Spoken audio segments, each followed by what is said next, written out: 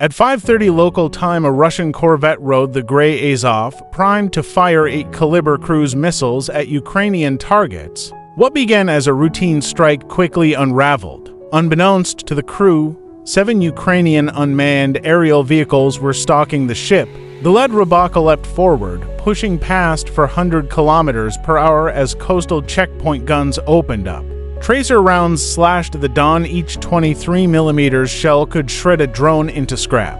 Gunners couldn't always see the small signatures. They fired at the whine of motors, walking bursts toward sound. Those shots ripped across the sky and warned every Russian position within 10 kilometers. Surprise evaporated. The Ukrainian formation split by design. Fast Rybakas surged first to blind and disrupt radar arrays. Heavier bobbers took a northern route more slowly, armed with shaped charges to punch steel. Russian news stations flooded frequencies with jamming, and a high-power countermeasure briefly blotted the lead drone's video. But pre-planned waypoints and inertial navigation kicked in. The drones ran on accelerometers and optical cues, flying blind through the electromagnetic storm. Using low-altitude, terrain masking, and even the radar shadow created by Earth's curvature, the drones threaded invisible corridors. Soldiers fired at sounds. 1 Rybaka fell after concentrated fire, but 6 continued. The true danger awaited in a different form, a Pantsir anti-aircraft system on the coast. It launched 6 light anti-drone interceptors simultaneously. These missiles carried fragmentation warheads designed to spray hundreds of tungsten spheres in a donut pattern, lethal to small UAVs. However, the Ukrainians had studied Pantsir's tactics. Each interceptor had a 1.2-second arming delay. At 430 kilometers per hour, a drone covers roughly 144 meters in that time. Seeing the launch flares, pilots dove toward the missiles themselves, slipping below the arming envelope and using the system's safety as a shield. Pantsir's twin 30mm cannons spat thousands of rounds, but the fire control chain lagged. Compute time, servos, and ballistic travel added multiple seconds while the drones altered course every 2 seconds. The first Rybaka slammed through, cleaving the podlet K1 radar with a shaped charge. The collapse was brutal. The Monroe effect drove a hypersonic copperjet through the antenna array and processing racks, destroying the radar's heart.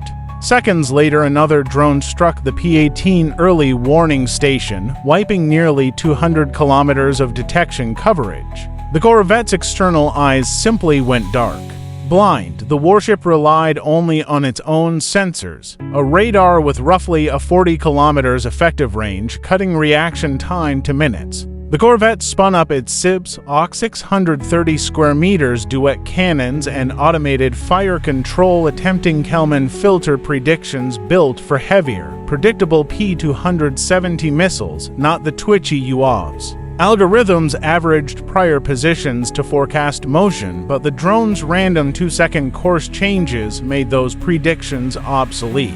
The system required about 3.5 seconds to produce and execute a firing solution, while drones completed new maneuvers in half that time. Human gunners were worse. A drone crossed their visual field in less than a second, faster than the eye and trigger could track.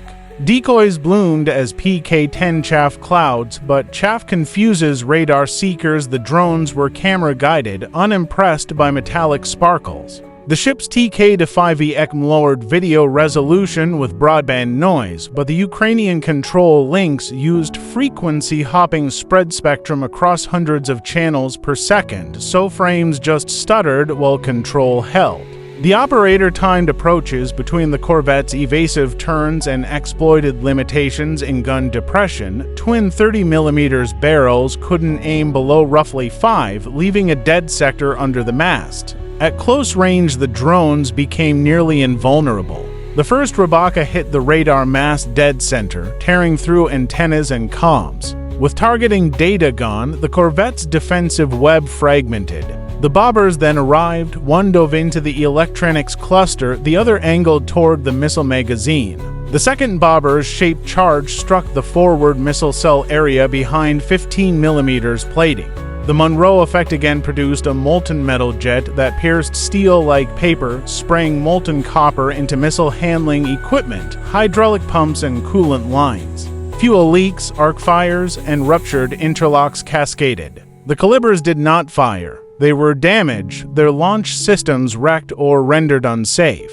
The corvette did not sink, but it lost the fight. Smoke poured from the superstructure, wiring and consoles were gutted, sensors blackened. Crews fought fires and patched breaches while command assessed the ruined systems. The crippled vessel limped back to port 12 hours later. With sanctions restricting spare parts and the scale of internal damage, repairs would take many months, likely over a year. What had been intended as a platform to rain missiles on cities instead became a static, charred hull. 8 calibers remained aboard, armed but unusable. Survivors later described a surreal scene, crew trapped in smoke-choked compartments, alarms screaming. Fire teams racing against hydrocarbon-fed infernos while command tried to assess an empty horizon where radar once painted threats. The engagement became a case study. Layered defense can fail when sensors, logistics, and human reaction are mismatched to a highly mobile, low-signature adversary.